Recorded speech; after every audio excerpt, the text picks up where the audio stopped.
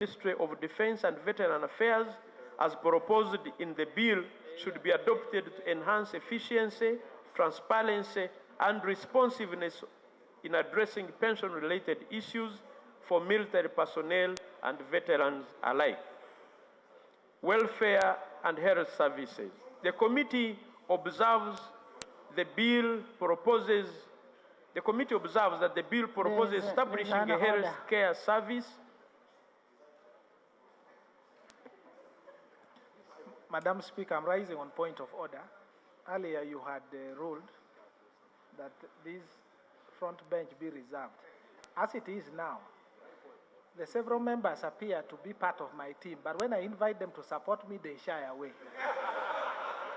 Is it in order that they sit here when, is it in order for them to continue defying the ruling that you made, that this front city be reserved for the members? Is it in order?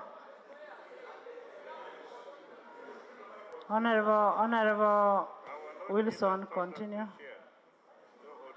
Thank you. Right Honorable Speaker, I am now addressing committee's concerns and observations on welfare and health services. The committee observes that the bill proposes establishing a health care service for the Defense Forces personnel, creating a dedicated health care service for the military personnel, let's listen to the introduces report. Right Honorable Speaker, creating a dedicated health care service for the military personnel introduces extensive health care system, including routine medical care for the dependents of the officers and militants, rehabilitation services, and access to specialized treatments abroad when necessary. Additionally, a Defense Forces Medical Board has been established to manage medical evacuations, to manage medical evaluations, conduct disability assessments, and approve treatment for officers and militants. These reforms are designed to ensure that all military personnel receive timely, effective, and specialized health care during their service and after their service.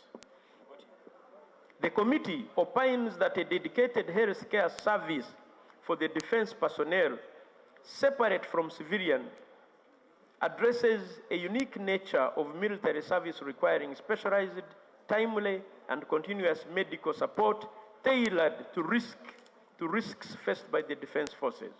Military personnel often need rapid access to trauma care, rehabilitation for service-related injuries, and treatment for psychological conditions from combat or deployment.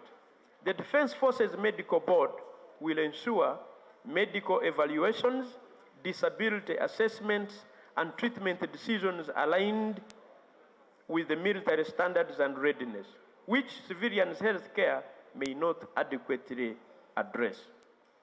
The Joint Committee therefore recommends that 1. Establishment and operationalization of a dedicated health care service for the defense personnel, as opposed in the bill, be fully supported and adequately resourced to ensure the delivery of specialized, timely, mission-specific medical care, addressing the unique medical and psychological and rehabilitative needs of the military personnel. Monopoly and security classifications. The bill introduces measures to strengthen monopoly and security classification concerning crucial military assets of the UPDF. It specifically outlines which arms and ammunition are solely under the control of defense forces, guaranteeing that these materials remain inaccessible to unauthorized parties. Additionally, the identification and safeguarding of classified equipment and materials will now be regarded as sensitive to national security and will be strictly regulated according to military protocols. These reforms, Right Honorable Speaker and Honorable colleagues, aim to bolster national security, prevent unauthorized access, and uphold operational integrity by ensuring that only designated military officials oversee and protect these assets.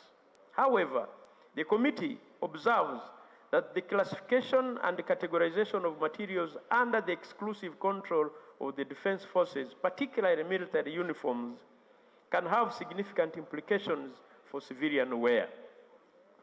When clothing that closely resembles military colors, patterns, or designs are classified as military property, civilians wearing similar attire or clothing may face restrictions or even legal consequences. This is specifically in context where the resemblance is coincidental or fashion-based rather than intended to personate military personnel.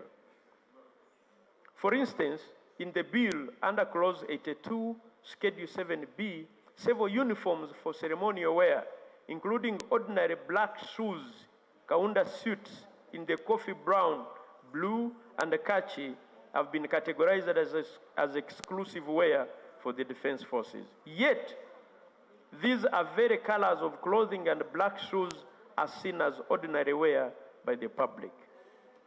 Be that as it may, the committee asserts that civilians wearing military-style attire and berets, even without official insignia, significantly risks military identity, public trust, and operational scrutiny.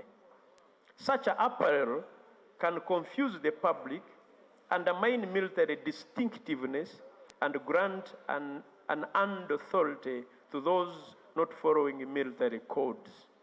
In operational or emergency situations, the difficulty in distinguishing trained service members from similarly attired civilians may compromise coordination and increase risks, potentially damaging the armed forces' professional image.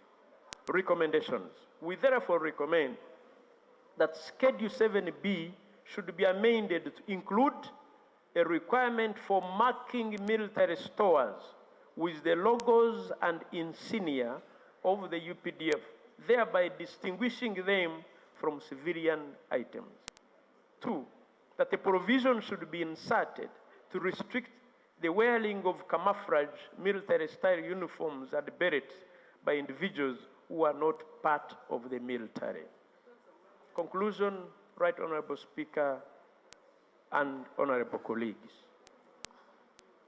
We therefore recommend that the bill be considered for the second reading, subject to the proposed amendments attached hereto and any other modifications the House may propose and approve. Right Honorable Speaker and honorable colleagues, I beg to report. Thank you. Thank you so much. Thank you. As you're informed that we have a minority report from Junior.